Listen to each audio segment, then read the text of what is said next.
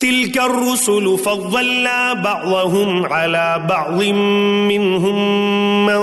كلم الله ورفع بعضهم درجات وآتينا عيسى ابن مريم البينات وأيدناه بروح القدس ولو شاء الله ما اقتتل الذين من بعدهم من بعد ما جاءتهم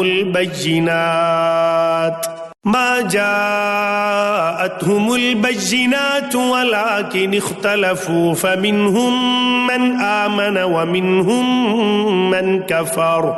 ولو شاء الله ما اقتتلوا ولكن الله يفعل ما يريد يا أيها الذين آمنوا أنفقوا مما رزقناكم من قبل أن يأتي يوم لا بيع فيه ولا خلة ولا شفاعة والكافرون هم الظالمون الله لا إله إلا هو الحي القيوم لا تأخذه سنة ولا نوم له ما في السماوات وما في الأرض من ذا الذي يشفع عنده إلا بإذنه يعلم ما بين أيديهم وما خلفهم ولا يحيطون بشيء من علمه إلا بما شاء وسع كرسيه السماوات والأرض ولا يؤوده حفظهما وهو العلي العظيم لا إكراه في الدين قد تبين الرشد من الغي فمن يكفر بالطاغوت ويؤمن بالله فقد استمسك بالعروة الوثقى لا انفصام لها والله سميع عليم الله ولي الذين آمنوا يخرجهم من الظلمات إلى النور والذين كفروا أولياؤهم الطاغوت يخرجونهم من النور إلى الظلمات أولئك أصحاب النار هم فيها خالدون ألم تر إلى الذي حاج إبراهيم في ربه أن آتاه الله الملك إذ قال إبراهيم ربي الذي يحيي ويميت قال أنا أحيي وأميت قال إبراهيم فإن الله يأتي بالشمس من المشرق فأت بها من المغرب فبهت الذي كفر والله لا يهدي القوم الظالمين أو كالذي مر على قرية وهي خاوية على عروشها قال أنى يحيي هذه الله بعد موتها فأماته الله 100 عام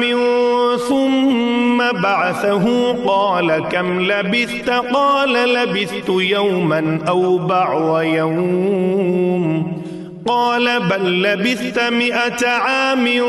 فانظر إلى طعامك وشرابك لم يتسنه وانظر إلى حمارك ولنجعلك آية للناس وانظر إلى العظام كيف ننشزها ثم نكسوها لحما فلما تبين له قال أعلم أن الله على كل شيء قدير وإذ قال إبراهيم رب أرني كيف تحيي الموتى قال أولم تؤمن قال بلى ولكن ليطمئن قلبي قال فخذ 4 من الطير فصرهن إليك ثم اجعل على كل جبل على كل جبل منهن جزءا ثم ادعهن يأتينك سعيا واعلم أن الله عزيز حكيم مثل الذين ينفقون أموالهم في سبيل الله كمثل حبة أنبتت 7 سنابل في كل سنبلة 100 حبة والله يضاعف لمن يشاء والله واسع عليم الذين ينفقون أموالهم في سبيل الله ثم لا يتبعون ما أنفقوا منا ولا أذى لهم أجرهم عند ربهم ولا خوف عليهم ولا هم يحزنون قول معروف ومغفرة خير من صدقة يتبعها أذى والله غني حليم يا أيها الذين آمنوا لا تبطلوا صدقاتكم بالمن والأذى كالذي ينفق ماله رئاء الناس ولا يؤمن بالله واليوم الآخر فمثله كمثل صفوان عليه تراب فأصابه وابل فتركه صلدا لا يقدرون على شيء مما كسبوا والله لا يهدي القوم الكافرين ومثل الذين ينفقون أموالهم ابتغاء مرضات الله وتثبيتا من أنفسهم كمثل جنة بربوة أصابها وابل فآتت أكلها ضعفين فإن لم يصبها وابل فطل والله بما تعملون بصير أيود أحدكم أن تكون له جنة من نخيل وأعناب تجري من تحتها الأنهار له فيها من كل الثمرات وأصابه الكبر وله ذرية ضعفاء فأصابها إعصار فيه نار فاحترقت كذلك يبين الله لكم الآيات لعلكم تتفكرون يا أيها الذين آمنوا أنفقوا من طيبات ما كسبتم ومما أخرجنا لكم من الأرض ولا تيمموا الخبيث منه تنفقون ولستم بآخذيه إلا أن تغمضوا فيه واعلموا أن الله غني حميد الشيطان يعدكم الفقر ويأمركم بالفحشاء والله يعدكم مغفرة منه وفضلا والله واسع عليم يؤتي الحكمة من يشاء ومن يؤت الحكمة فقد أوتي خيرا كثيرا وما يذكر إلا أولو الألباب وما أنفقتم من نفقة أو نذرتم من نذر فإن الله يعلمه وما للظالمين من أنصار إن تبدوا الصدقات فنعما هي وإن تخفوها وتؤتوها الفقراء فهو خير لكم ويكفر عنكم من سيئاتكم والله بما تعملون خبير ليس عليك هداهم ولكن الله يهدي من يشاء وما تنفقوا من خير فلأنفسكم وما تنفقون إلا ابتغاء وجه الله وما تنفقوا من خير يوفى إليكم وأنتم لا تظلمون للفقراء الذين أحصروا في سبيل الله لا يستطيعون ضربا في الأرض يحسبهم الجاهل أغنياء من التعفف تعرفهم بسيماهم لا يسألون الناس إلحافا وما تنفقوا من خير فإن الله به عليم الذين ينفقون أموالهم بالليل والنهار سرا وعلانية فلهم أجرهم عند ربهم ولا خوف عليهم ولا هم يحزنون الذين يأكلون الربا لا يقومون إلا كما يقوم الذي يتخبطه الشيطان من المس ذلك بأنهم قالوا إنما البيع مثل الربا وأحل الله البيع وحرم الربا فمن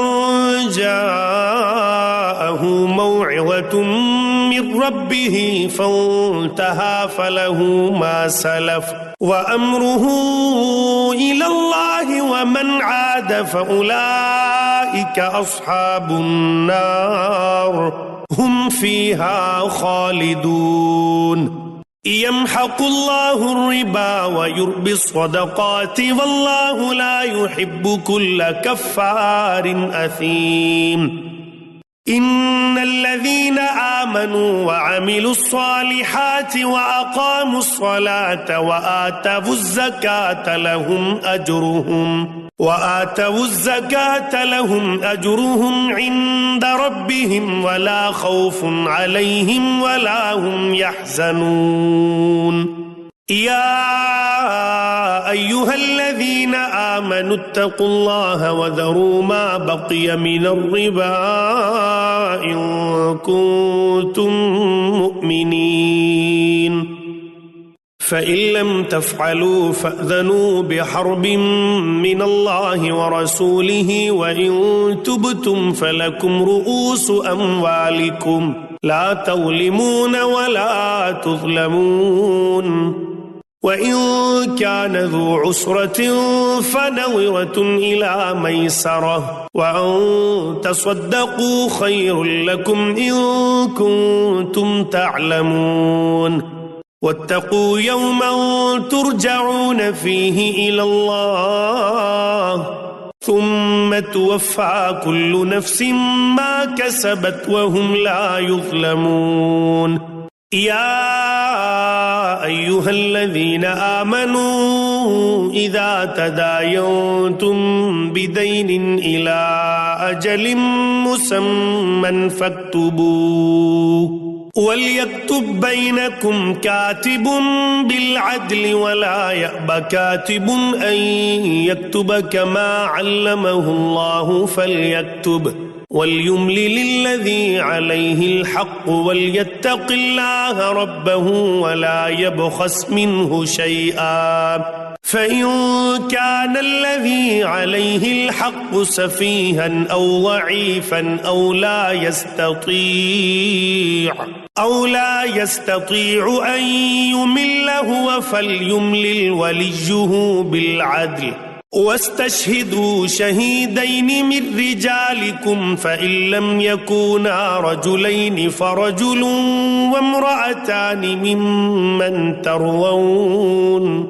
ممن ترضون من الشهداء أن تضل إحداهما فتذكر إحداهما الأخرى ولا يأبى الشهداء إذا ما دعوا ولا تسأموا أن تكتبوه صغيرا أو كبيرا إلى أجله ذلكم أقسط عند الله وأقوم للشهادة وأدنى ألا ترتابوا إلا أن تكون تجارة حاضرة تديرونها بينكم فليس عليكم جناح ألا تكتبوها وأشهدوا إذا تبايعتم ولا يضار كاتب ولا شهيد وإن تفعلوا فإنه فسوق بكم واتقوا الله ويعلمكم الله والله بكل شيء عليم. وإن كنتم على سفر ولم تجدوا كاتبا فرهان مقبوضة فإن أمن بعضكم بعضا فليؤدي الذي اؤتمن أمانته وليتق الله ربه ولا تكتموا الشهادة ومن يكتمها فإنه آثم قلبه والله بما تعملون عليم. لله ما في السماوات وما في الأرض وإن تبدوا ما في أنفسكم أو تخفوه يحاسبكم به الله فيغفر لمن يشاء ويعذب من يشاء والله على كل شيء قدير. آمن الرسول بما أنزل إليه من ربه والمؤمنون كل آمن بالله وملائكته وكتبه ورسله لا نفرق بين أحد من رسله وقالوا سمعنا وأطعنا غفرانك ربنا وإليك المصير. لا يكلف الله نفسا إلا وسعها لها ما كسبت وعليها ما اكتسبت ربنا لا تؤاخذنا إن نسينا أو أخطأنا ربنا ولا تحمل علينا إصرا كما حملته على الذين من قبلنا ربنا ولا تحملنا ما لا طاقة لنا به واعف عنا واغفر لنا وارحمنا أنت مولانا فانصرنا على القوم الكافرين. بسم الله الرحمن الرحيم. ألف لام ميم. الله لا إله إلا هو الحي القيوم نزل عليك الكتاب بالحق مصدقا لما بين يديه وأنزل التوراة والإنجيل من قبل هدى للناس وأنزل الفرقان إن الذين كفروا بآيات الله لهم عذاب شديد والله عزيز ذو انتقام. إن الله لا يخفى عليه شيء في الأرض ولا في السماء هو الذي يصوركم في الأرحام كيف يشاء لا إله إلا هو العزيز الحكيم. هو الذي أنزل عليك الكتاب منه آيات محكمات هن أم الكتاب وأخر متشابهات فأما الذين في قلوبهم زيغ فيتبعون ما تشابه منه ابتغاء الفتنة وابتغاء تأويله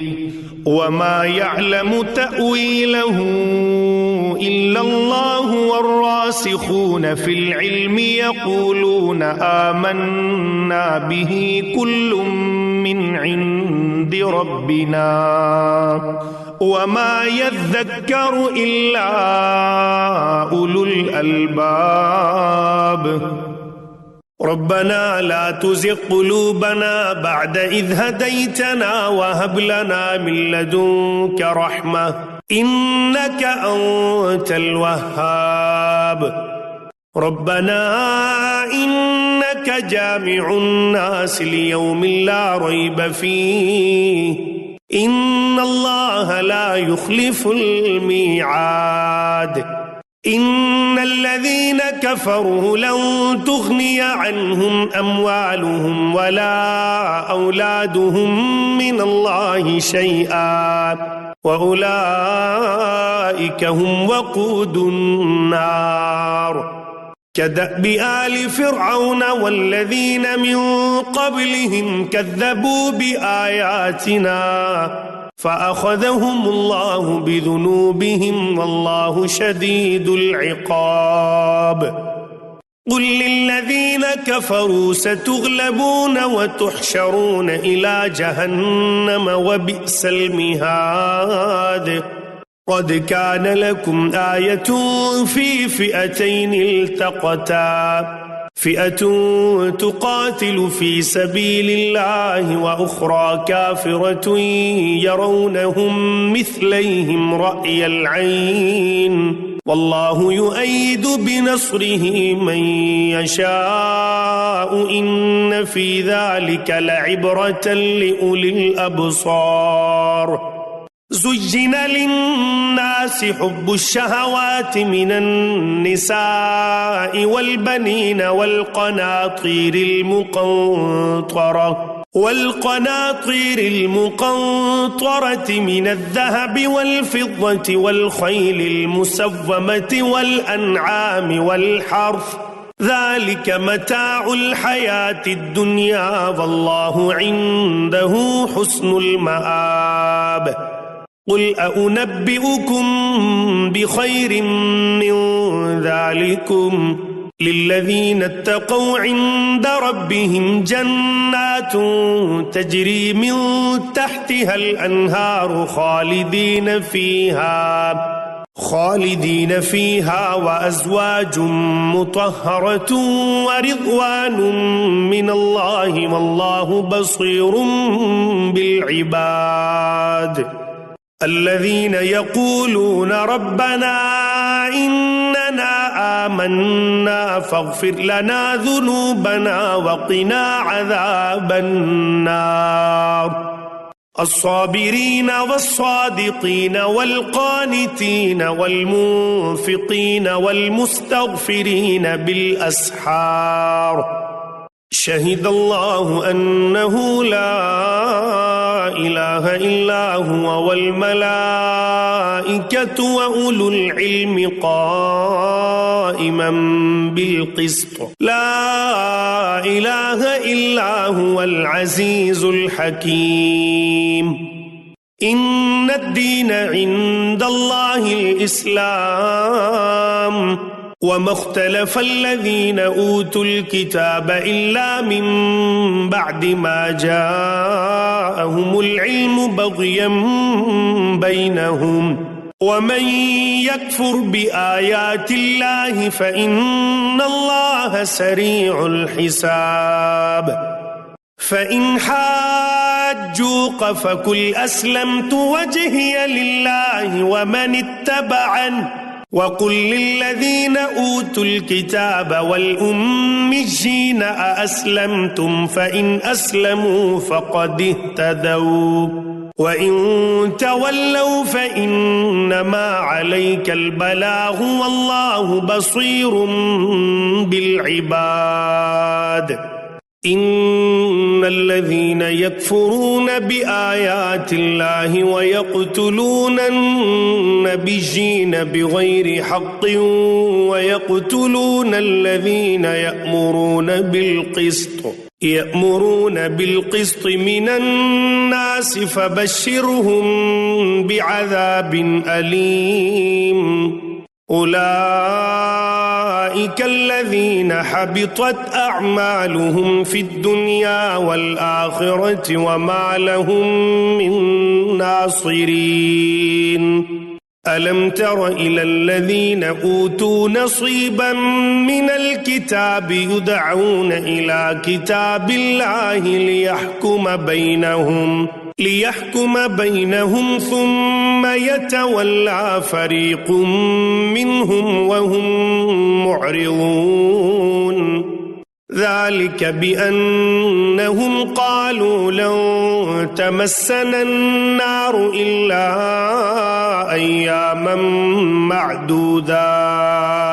أياما معدودات وغرهم في دينهم ما كانوا يفترون فكيف إذا جمعناهم ليوم لا ريب فيه ووفيت كل نفس ما كسبت وهم لا يظلمون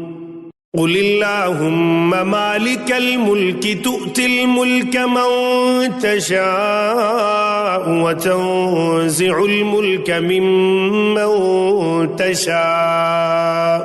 وتنزع الملك ممن تشاء وتعز من تشاء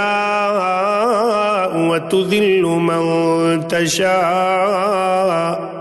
بيدك الخير إنك على كل شيء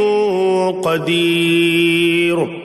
تولج الليل في النهار وتولج النهار في الليل وتخرج الحي من الميت وتخرج الميت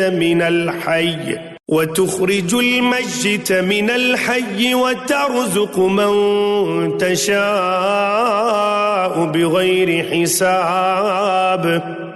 لا يتخذ المؤمنون الكافرين أولياء من دون المؤمنين ومن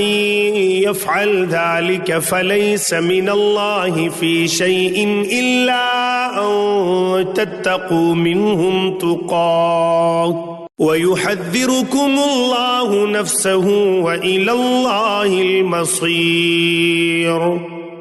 قل إن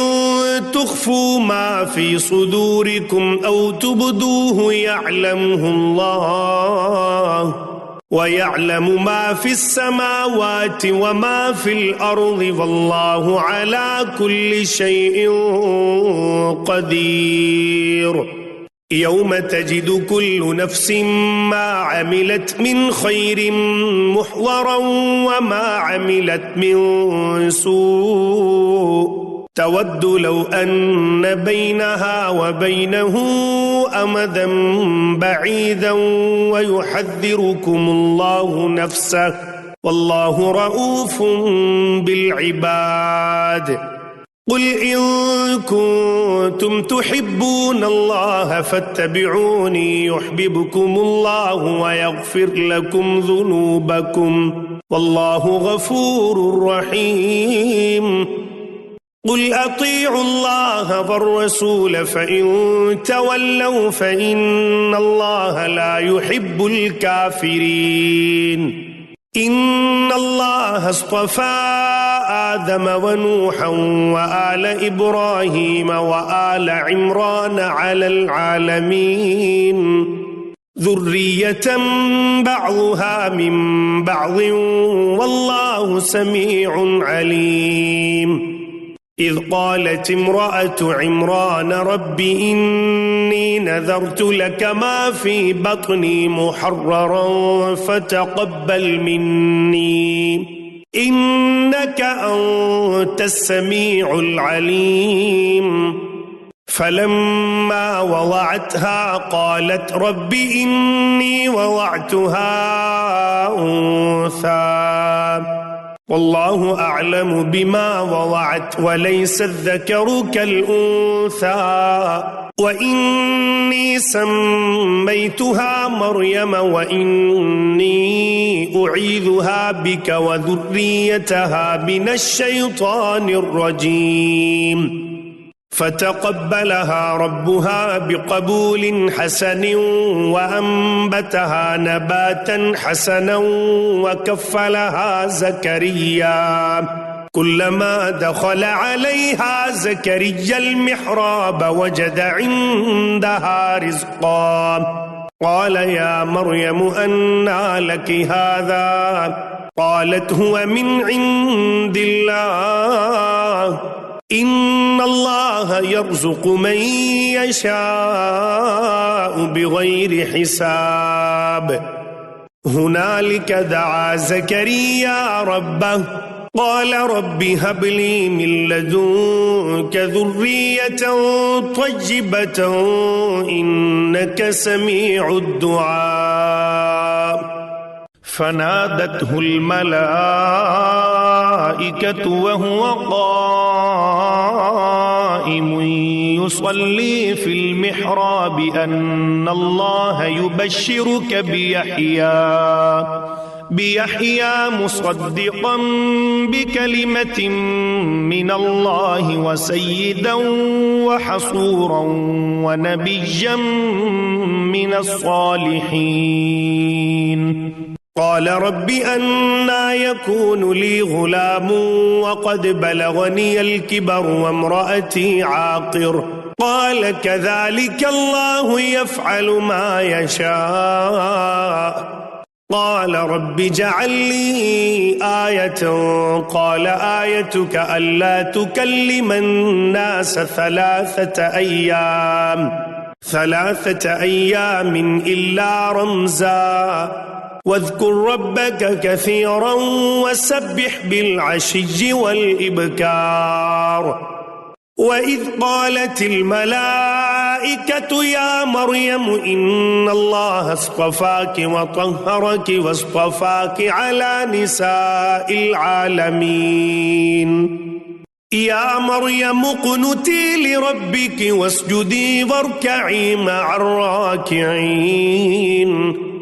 ذلك من أنباء الغيب نوحيه إليك وما كنت لديهم إذ يلقون أقلامهم أيهم يكفل مريم وما كنت لديهم إذ يختصمون إذ قالت الملائكة يا مريم إن الله يبشرك بكلمة منه اسمه المسيح عيسى بن مريم وجيها في الدنيا والآخرة ومن المقربين ويكلم الناس في المهد وكهلا ومن الصالحين قالت رب أنى يكون لي ولد ولم يمسسني بشر قال كذلك الله يخلق ما يشاء إذا قضى أمرا فإنما يقول له كن فيكون ويعلمه الكتاب والحكمة والتوراة والإنجيل ورسولا إلى بني إسرائيل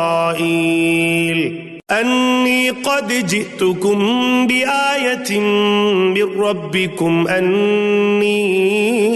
أخلق لكم من الطين كهيئة الطير فأنفخ فيه فيكون طيرا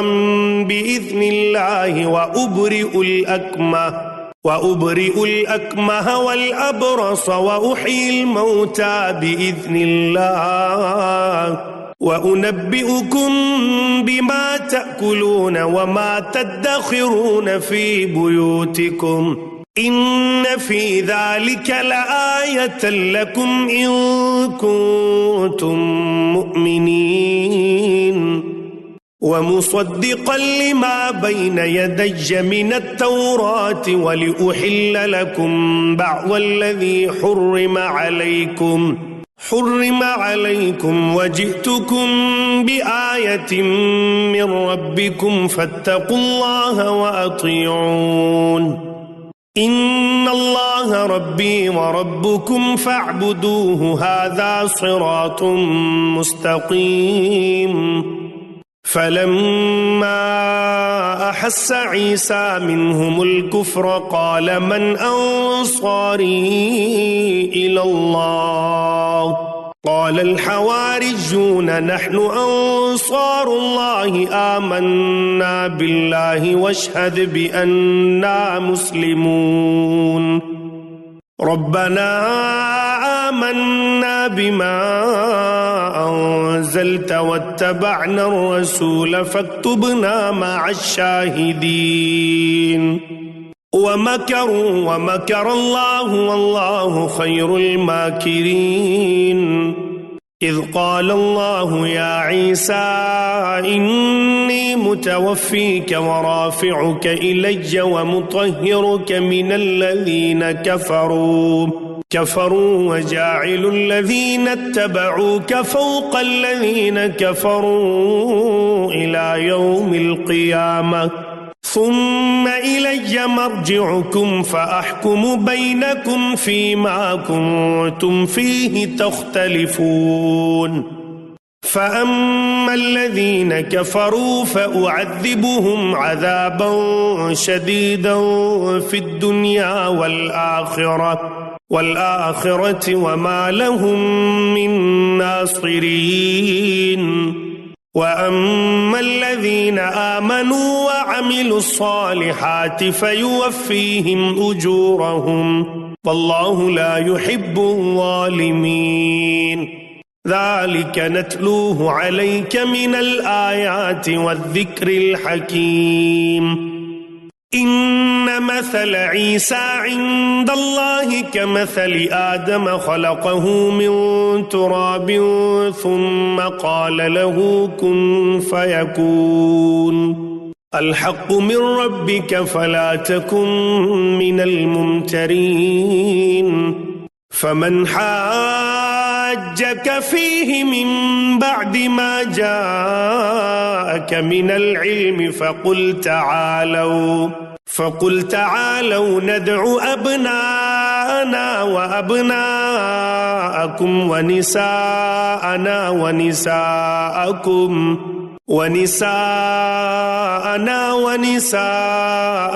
وأنفسنا وأنفسكم ثم نبتهل فنجعل لعنة الله على الكاذبين إن هذا لهو القصص الحق وما من إله إلا الله وإن الله لهو العزيز الحكيم فإن تولوا فإن الله عليم بالمفسدين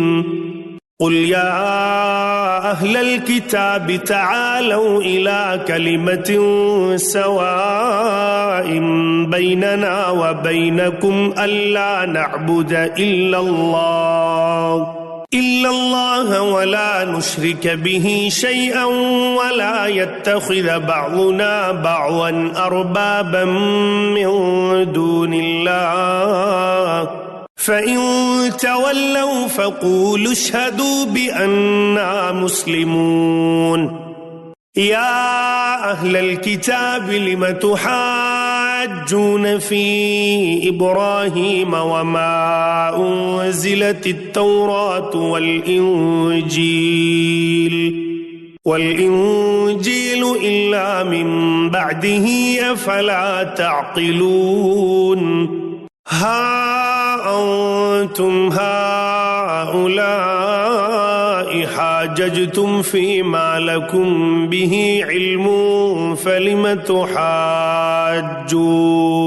فلم تحاجون فيما ليس لكم به علم والله يعلم وأنتم لا تعلمون ما كان إبراهيم يهوديا ولا نصرانيا ولكن كان حنيفا مسلما وما كان من المشركين إن أولى الناس بإبراهيم للذين اتبعوه وهذا النبي والذين آمنوا والله ولي المؤمنين ودت طائفة من أهل الكتاب لو يضلونكم وما يضلون إلا أنفسهم وما يشعرون يا أهل الكتاب لم تكفرون بآيات الله وأنتم تشهدون يا أهل الكتاب لم تلبسون الحق بالباطل وتكتمون الحق وأنتم تعلمون وقالت طائفة من أهل الكتاب آمنوا بالذي أنزل على الذين آمنوا وجه النهار واكفروا آخره لعلهم يرجعون ولا تؤمنوا إلا لمن تبع دينكم قل إن الهدى هدى الله أن يؤتى أحد مثل ما أوتيتم أو يحاجوكم عند ربكم قل إن الفضل بيد الله يؤتيه من يشاء والله واسع عليم يختص برحمته من يشاء والله ذو الفضل العظيم ومن أهل الكتاب من إن تأمنه بقنطار يؤديه إليك ومنهم من إن تأمنه بدينار لا يؤديه إليك إلا ما دمت عليه قائما ذلك بأنهم قالوا ليس علينا في الأميين سبيل ويقولون على الله الكذب وهم يعلمون بلى من أوفى بعهده واتقى فإن الله يحب المتقين إن الذين يشترون بعهد الله وأيمانهم ثمنا قليلا أولئك لا خلاق لهم في الآخرة ولا يكلمهم الله ولا ينظر إليهم يوم القيامة ولا يزكيهم ولهم عذاب أليم وإن منهم لفريقا يلوون ألسنتهم بالكتاب لتحسبوه من الكتاب وما هو من الكتاب ويقولون هو من عند الله وما هو من عند الله ويقولون على الله الكذب وهم يعلمون ما كان لبشر أن يؤتيه الله الكتاب والحكم والنبوة ثم يقول للناس كونوا عبادا لي من دون الله ولكن كونوا ربانيين بما كنتم تعلمون الكتاب وبما كنتم تدرسون ولا يأمركم أن تتخذوا الملائكة والنبيين أربابا أيأمركم بالكفر بعد إذ أنتم مسلمون وإذ أخذ الله ميثاق النبيين لما آتيتكم من كتاب وحكمة ثم جاءكم رسول مصدق لما معكم لتؤمنن به ولتنصرنه قال أأقررتم وأخذتم على ذلكم إصري قالوا أقررنا قال فاشهدوا وأنا معكم من الشاهدين فمن تولى بعد ذلك فأولئك هم الفاسقون أفغير دين الله يبغون وله أسلم من في السماوات والأرض طوعا وكرها وإليه يرجعون قل آمنا بالله وما أنزل علينا وما أنزل على إبراهيم وإسماعيل وإسحاق ويعقوب والأسباط وما أوتي موسى وعيسى والنبيون من ربهم لا نفرق بين أحد منهم ونحن له مسلمون ومن يبتغ غير الإسلام دينا فلن يقبل منه وهو في الآخرة من الخاسرين كيف يهدي الله قوما كفروا بعد إيمانهم وشهدوا أن الرسول حق وجاءهم البينات والله لا يهدي القوم الظالمين أولئك جزاؤهم أن عليهم لعنة الله والملائكة والناس أجمعين خالدين فيها لا يخفف عنهم العذاب ولا هم ينظرون إلا الذين تابوا من بعد ذلك وأصلحوا فإن الله غفور رحيم إن الذين كفروا بعد إيمانهم ثم ازدادوا كفرا لن تقبل توبتهم وأولئك هم الضالون إن الذين كفروا وماتوا وهم كفار فلن يقبل من أحدهم ملء الأرض ذهبا ولو افتدى به أولئك لهم عذاب أليم وما لهم من ناصرين